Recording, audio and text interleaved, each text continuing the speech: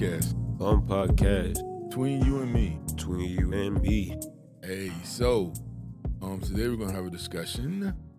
Yes, sir. And what we talking about? I don't know, it's a toss up, man. This is Black History Month, so it's gonna be Black History in focus, but it's gonna be Valentine's Day, man. I kind of thought about Valentine's What? Day and it, just I don't know, throw a spice out. But all right. If I need to check back.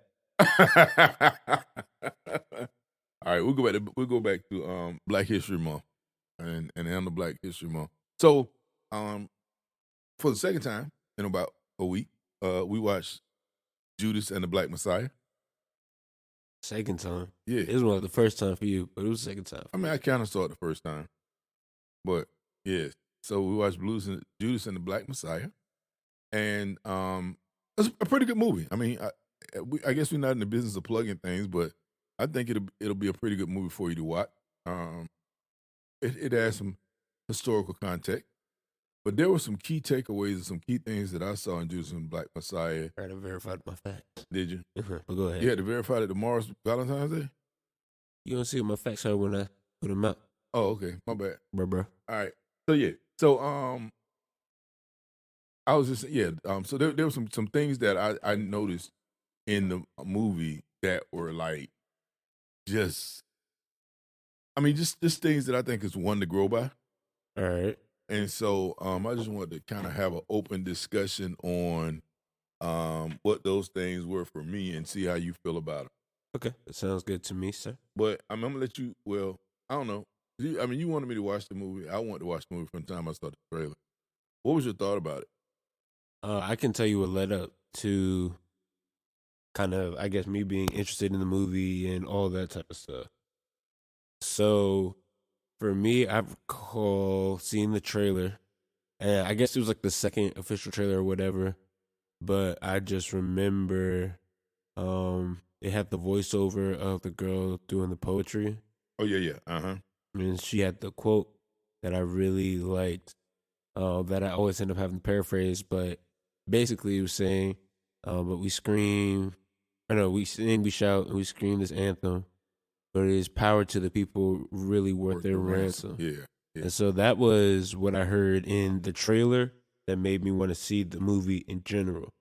And also it just made me want to, because I just heard it, I wasn't really paying attention to the trailer, and that made me actually want to go out and do, I guess, more research and look into the movie some more. So I was already excited to see it. And then, I don't know, one of my friends hit me up, and there's like a viewing for it online. Yeah. It was like a week or two before it came out. So I got to see it a little bit early. And I really enjoyed it. What was the original question you asked me? No, you're doing it. Okay. Yeah. Because it's not necessarily a spoiler alert. I just want to make sure I was hitting the stuff. No. I just want to think. What was your thought about That's the one movie? of the things we talked about Yeah. in the spoilers, because some of us saw it, but other people in the group that didn't, Yeah. he's like, don't spoil the movie. Yeah. It's like, it's history. Yeah. It happened. It happened. There are no spoilers. We know what happened. Well, But yeah. Yeah. Okay. No spoilers. All right. So no spoiler alert. No spoiler. So you're still gonna be. But I mean the things that I think I'm I'm gonna treat people like what? they have context of certain things. Okay. Like the name of the movie is Judas and the Black Messiah. Yes, it is. So Which I'm gonna be expecting the listeners to make the connections. Yeah, it was interesting from that perspective. But yeah, because the first time I saw it, since you said I didn't see it, I didn't make that connection. And the second time I was like, oh, You didn't make that connection? Well, I mean, it's probably because I didn't really see it because Yeah. I was like otherwise occupied. I tried. When he's talking, didn't really see it. It was like the last 20 minutes of the movie, and he will ask me, "Yo, who's that person?" And it's a main character. I kind the of saw movie. it. I kind of saw it. I was in a Zoom meeting when it was on, and I was otherwise occupied. So I was trying to pay attention to what I was supposed to be paying attention to. Yes, sir. Kudos. Yeah. But anyway, so the first thing, and it's almost right out the bat, that struck me about the movie, and it's one of the main characters, and he got in trouble, and rather than being willing to suffer the consequences, if suffering is such a word, but instead of being willing to own up to his mistake and live with the consequences, he was offered a shortcut and he took it. Right. He took it. And it set the stage for a whole lot of stuff. And I'm not going to talk about. I mean, I don't want this to be a spoiler alert. To the final result, but when it happened in the movie, man, I was like, dang, he ought to know he's setting himself up for failure. Right. You know what I'm saying? And it was like, he was offered a way out, and it was like you can get A or B, right? No, you can get A and B, or you can just walk away. Right. And for him, just walking away seemed to be the best option. Right. Except, go ahead. I was just saying in his head. In his head, man. Except for it really turned out to be the worst option because there was a part of the movie where it came back. Yeah, I just think it was typical. It was typical of what? It's funny because we were just watching a movie. I say it's funny a lot. Oh yeah, yeah. Right. But I mean, life be funny, man. I just be sitting back laughing. Yeah, whatever. That was funny, sir. But we were watching Doctor Strange. Yeah. Earlier today, and one of the characters was like, the bill is always paid, the fee is always paid. Oh yeah, things come back around. The bill always comes due. That's what he was saying. That's what he said. And so it was one of those situations. The bill always comes due. So it was one of those situations where, oh, maybe I'm getting off scot-free. Maybe I don't have to deal with consequences. Right. Oh, it's just this easy. But no, when you try to put things like that off and you try to weasel your way out of consequence and all that, the bill does always come due. We have this saying that we're fond of saying is you can choose your choices, but you can't choose your consequences. Yes. And so this particular character chose his choices, and he thought he was choosing his consequences, right? Except his consequences were compounded because he was offered a way out. And so I mean, for me, it was a real big lesson learned. For people who listening right here today, I mean, if you're gonna do something, stand up, like own up to what you're gonna do. Like I always tell you to what's the best that can happen and what's the worst that can happen. Like like understand those ramifications for your decision before you get into it. At least try to think about it. Yeah, at least try to think about it. Cause this dude, man. Anyway, I'm not again not gonna be a spoiler alert, but just know. Like there was a decision made. You can't say just no. Well, no, I'm saying no. I want you to understand that there was a decision made that it could have been easier. It could have been easier. I mean, he'd had to pay for it. I mean, he did pay for it, but he had to pay for it twice. Man, he paid for it like 2-3 times. If you pay your bill on time, you don't have to deal with interest. Right? You don't. I like that, man. That might be quotable. Okay. Think he's smart for some reason. Whatever, sir. All right.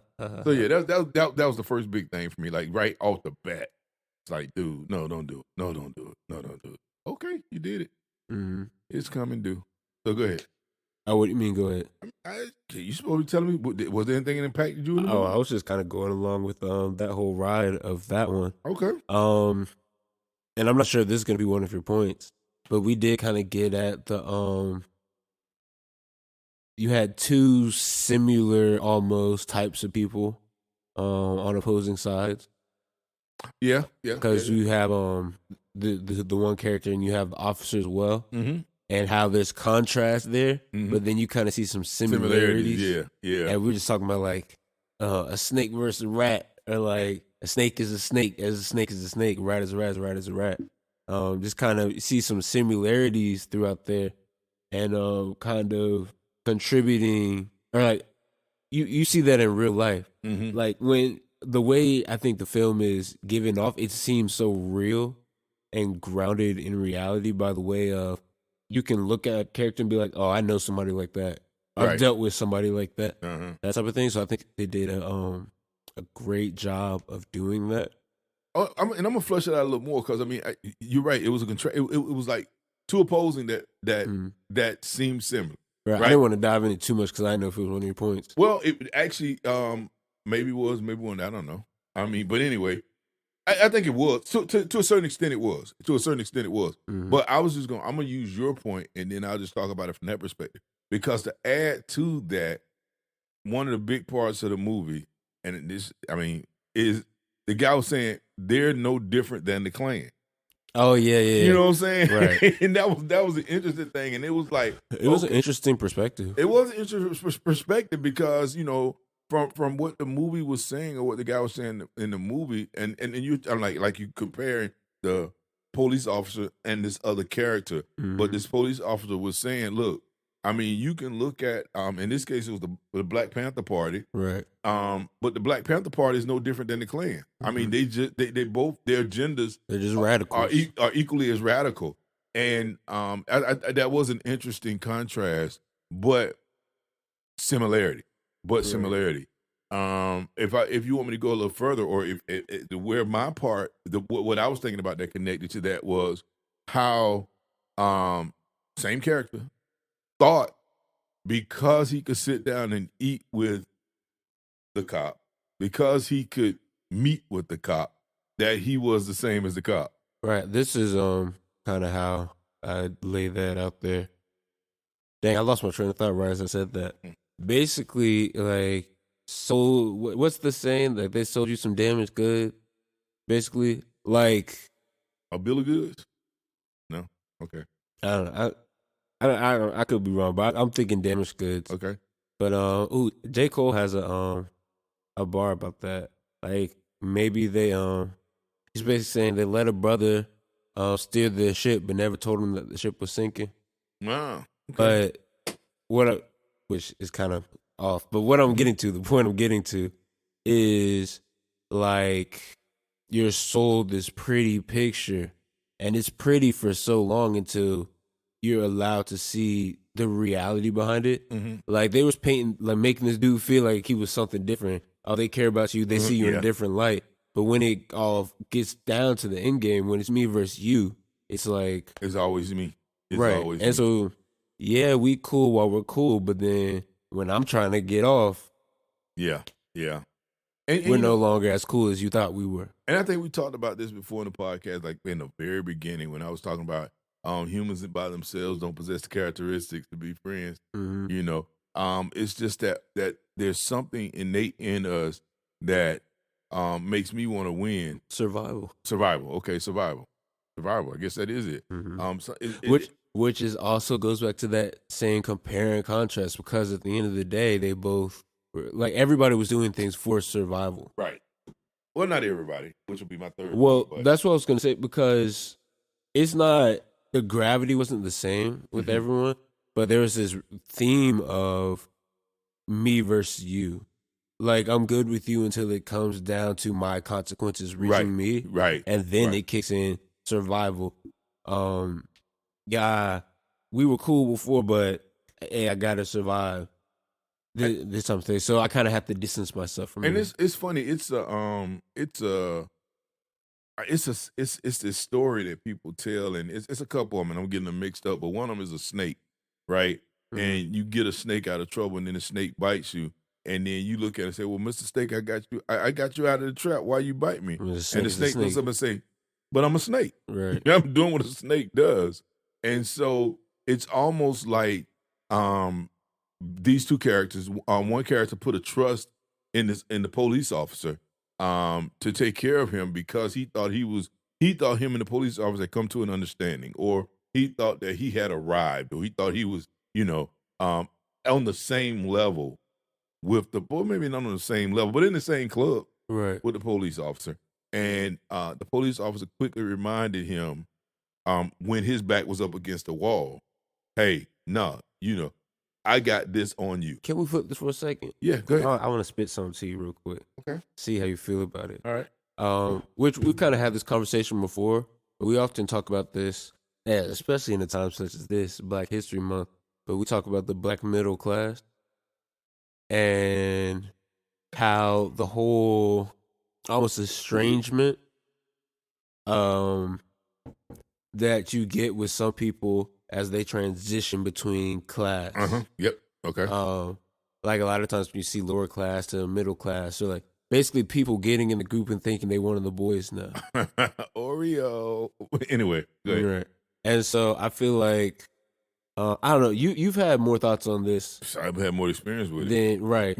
than I have. Mhm. Would you want to give any insight to that situation or how you feel about that Well, yeah, situation? it is interesting. Well, I used to tell you about it even from a school perspective. I call it the one of only syndrome. Right. You know what I'm saying? And it's like we get to a place where um, we get accepted into a group. Mm-hmm. And because we get accepted into a group, we are jaded into believing that we're the only people qualified to be in that group. Right. And so we turn around and we start treating other people that are the same class, persuasion, gender, or whatever it is as us as being less than because now we identify with the group that has allowed us in. Mm-hmm. And NWA had a bar about that. what was it? I can't say it, Okay. but it was fire, flames. And so but and there are so many scenarios. But I mean, I remember, back in the day, we used to call people snowflakes, we call them Oreos, all kinds of things. But it's those people who find themselves um, being fortunate enough to get invited into the good old boys club and then thinking they're a good old boy. Nah, bro, they needed a quota. And it's interesting because I found myself, the older I get, I guess, and you say I'm, what did you say I am? You call me something. Conservative? No, not conservative. You said I always buck the system.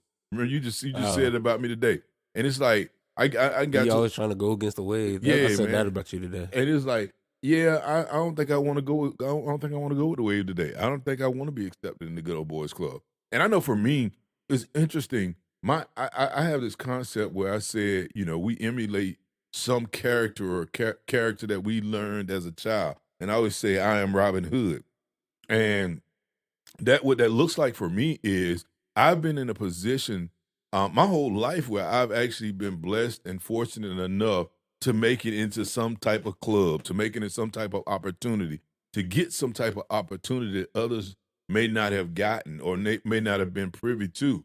And for me, the fulfillment that I get is being able to turn around and either, hold the door open or crack the door or unlock the door or even kick the door, kick the door in or kick the door out in this case, so that I can allow other people that look like me that may have had to go through a little more struggle than I did, but have the same amount of ambition as I do, to allow them to come in.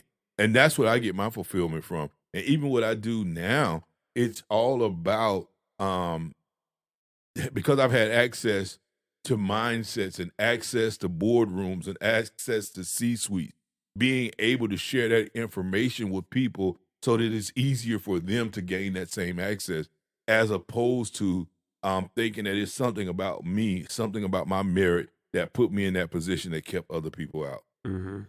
Because I mean, like at the end of the day, it's not about you. No, it ain't about That me was at in all. that was in the movie too. But like you're put in position for a platform. Right, Honestly, right. how do you choose to use your platform? How do you choose to use your position? Is it all about you and your selfish gain and your selfish goals, or is it about power to the people?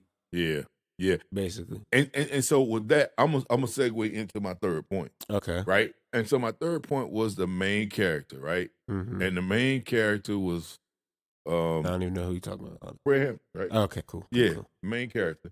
And his thing was, well, first of all, the thing that blew me away, and because of historical perspective, if you do any research on the characters, what I'm about to tell you is not a spoiler alert, Mm-hmm. but it blew my mind. Dude was 21 years old.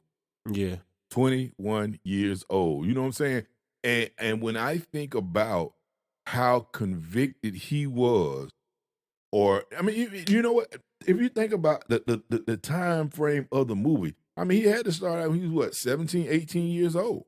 Mm-hmm. You know what I'm saying? And if you think about the level of his conviction, the level of his wanting to give back, the level of him wanting to create opportunity and access for others at such a young age, that's what he used his platform for. Like, he was able to unite so many people. He was able to do so much for the community. That was just, it was mind blowing for me. And that level, especially with this being Black History Month, that level of commitment at an early age just inspires me. And I mean, it really was awe-inspiring. And it reminded me, he embodied a quote from another movie to me, which I brought up recently, which is "The Hate You Give," from the launch scene. And for the people that heard about it beforehand, I will say I have gone back and watched the launch scene multiple times. It's still fire. But one of the things that was mentioned in the launch scene is a quote that I love, and it's reasons to live give reasons to die. Yeah. Yeah. And I just felt like the way that this character was portrayed in the movie just really embodied that reasons to live give reasons to die, because he was willing to put any sacrifice that there was. It really wasn't about him to himself. Right. It was about the people. And there's even like, because people always talk about this is a dangerous position that you're in, like people are gunning for you, all of that. And in his head it's always like, but when I committed my life to this, I committed my life to this. Which even goes to the quote that you like from the movie. Reasons to live, reasons to die. It's No, like, not that one. oh, which one? The one that you was talking about. Is it worth the ransom? Oh, is it worth the ransom? Yeah. Right. And so just the whole perspective of, like, someone even asked us, like, you basically, it was like something like, you saw Martin, you saw whoever, like all these other people and what have happened to them. And like his response to it, which I love, was it's the same thing that's gonna happen to us. Right. Right. And but they put everything on the line for the people, and we'd be so lucky.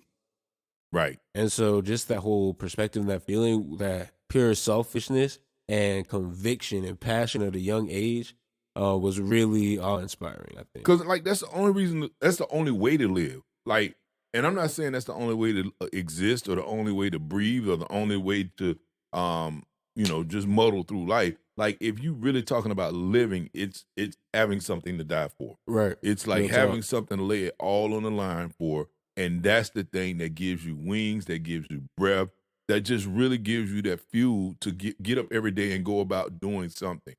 And so, it just blew my mind that how young this guy was, how big of an impact he had, and he was not afraid to die. Like you said, he was not afraid to die.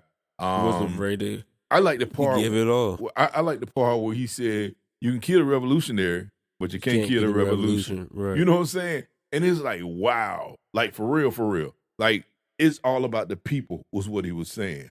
And so it's all about sparking a change, being a spark that makes a change, and realizing that that's all you are. You're a spark.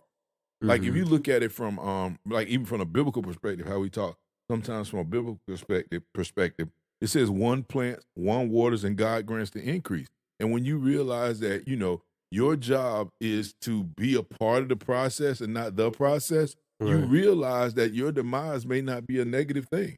You Mm-hmm. know what I'm saying? Not that anybody should go out and try to be a martyr. And It's I don't funny. think he was being a martyr. They talk about I'm reading The Alchemist right now. Mm. And it's funny because he talks about, they talk about this in the book a little bit. It's a point where basically the alchemist talks a lot about chasing your, what do they call it? Your legend, your something legend. Like your dream legend, your personal, basically like your personal goals, your aspirations, your dreams, you're chasing that. And a lot of people avoid that path. A lot of people don't yeah, a path of pursuing that dream for yourself Mm-hmm. will upset your apple cart, basically. Like, it's not necessarily going to be the easiest thing to do or the most easy thing to get into, but as long as you're going down that path, it brings this level of content for life. Right. Like, you're content with your life. And so they even talk about at one point in the book, like, I mean, I've done so much, I've come so far. Now's as good of a day to die as any. Yeah. And I can't wait till you get finished reading The Alchemist so we can sit down and have a conversation about it. Cause I mean, it's like, it is a great book. I mean, like, if I'm plugging anything, if I'm plugging books, The Alchemist is a good one to plug. I won't say what I think about it. Huh? I said I won't say what I think about it yet. Well, as long as you don't, well, it don't matter to me what you think about it because I know what it is. It's fire. Mm-hmm. But yeah,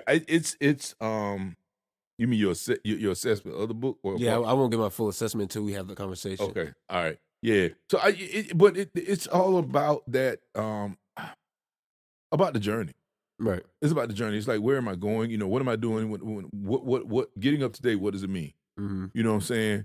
I got my voicemail says, if you still breathing, you on purpose. You know what I'm Right. saying? That means if you still breathing, you still have a way and a reason to make a difference. Right. Will you?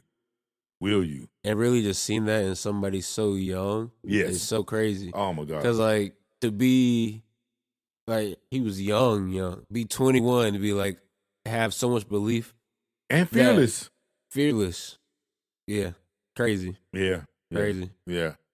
I mean, see, I suggest you see the movie. I suggest you see the movie I and think be it was a good inspired. movie. And be inspired. Because I mean, again, this is Black History Month, and it's not just for Black people, but I mean, if there's a Black Empowerment Month, I think this would be it. True. I mean, even speaking on a character or a person such as Fred Hampton was, he wasn't even all about just the black. Yeah, I wasn't gonna bring that up, but yeah, you're right. Well, I mean, that's just something about him. He was all about the empowerment of all the people. Right. He was about the empowerment of all the people. He was. But just I mean, those were some key takeaways for me from the movie. And there was so many more. But just if I want to just get out the three. It's like you choose your choices, but you can't choose your consequences. So if you do something wrong, go and pay for it because your bill gonna come due, right? The other one is I couldn't think of a way to summarize that. what, the second one or the first one? The second one. I mean, like, you ain't the only person that's gonna get in the Good Boys Club, right? Like, I mean, as a matter of fact, I got a better one for you. Use your platform. If they invite you into the Good Old Boys Club, you better bring somebody else in so you can have somebody to watch your back, because they not. And just the age that Fred Hampton was, and being so young and convinced and convicted. If he can do it, we can do it. Yeah, if he can do it, we can do it. All right, so you got any other takeaways that you got from the movie? Of not just speaking on the movie, I don't know what I would say. I enjoyed the movie enough that I saw it twice. And I would watch it again. I think it's a good movie to watch. And I think it's not. It was a movie that didn't just play into the trauma of Black people, especially. Right. Because we have a lot of like trauma flicks, like with our slavery flicks and all that type of stuff. Just kind of putting, which is something, because I was even just watching a podcast and they were talking about this earlier today, but how Black people are always labeled as the struggle and as the trauma and all this, when like Black people will really be so much more. And so that's why some people have problems with trauma flicks or flicks like this.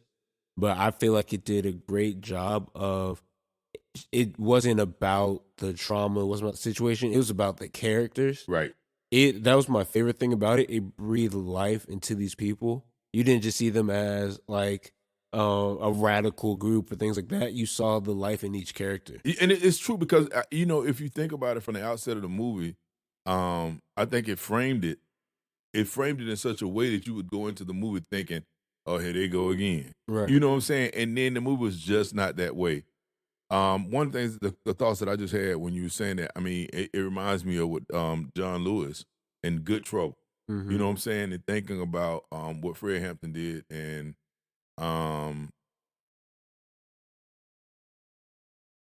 yeah, just Good Trouble. Getting in good trouble. He was doing so much that the powers that be didn't even know what to do with him. Right. Do we lock him up? Do we kill him? You know what I'm saying? Do we lock him? But I mean, how should we handle him? I mean, because he like, the more the more pressure we put on him, The more he does. right? And so what if we lived our lives that way? Right. Like, the more pressure they put on us, the more we did. As opposed to when pressure started coming, we shut it down. Yeah, we fold. Yeah, I mean, we even talked about that a while ago. If you want change, then you can't. I mean, change naturally upsets the balance of things. People don't just accept change readily. Change has to be believed in. And it takes you believing in your change and doing what it takes and pushing through the adversity of your change in order for you to truly make impact with the change you want. Yeah. And so you can't fold for the sake of avoiding adversity and those type of things. Nah, for real. If you're truly trying to see change being made. Yeah, man, and make some good trouble. Make some good trouble. Find your passion. Find what you're passionate about. Find your platform. Stand on your platform. Stand on your platform. Make a difference in this world. Make a difference in this. No question. Do you still plan on talking about? You said something about like Oh, love Valentine's and Day. Valentine's Day Oh, and you had stuff. something you want to talk about Valentine's That's Day? what my fact was coming from. Well, go on, give me your fact, cause no, I wasn't gonna talk about it. Go on, I give was me just your gonna fact. say today is well, today as in the 13th of Is break up February. with your boo day? No, Oh, okay. actually, it's National Black Love Day or something like Okay. that. Black relationship, black love, something like that. Okay, we'll go and give my quote. Yeah, it's Black Love Day. And what that mean? It's the day of Black Love. Oh, okay. So tomorrow can't be Celebrate Black loving Love? folk, huh? So tomorrow's not Black Love Day? I mean, every day is Black Love Day, but this is the day that is nationally Recognized? recognized. Okay. Yes, sir. Well, Just thought it was an interesting factoid. that is an interesting fact to a happy Black Love Day. Yes. All right. Love you, son. Oh, so it ain't National Black Love Day. I mean, you just put me on the spot. Oh, my I'm supposed to bad. say I love you on the airwaves. I mean, look, I said on the airwaves. I love said you, man. whatever. You all right. You all right, too. You a real good dude. Whatever. Yeah. Whatever. Anyway, so anything else we got? No, that was it for me. All right, cool. Bum Podcast. Bum podcast Between you and me. between you and me. Black History Edition. Holla. Holla.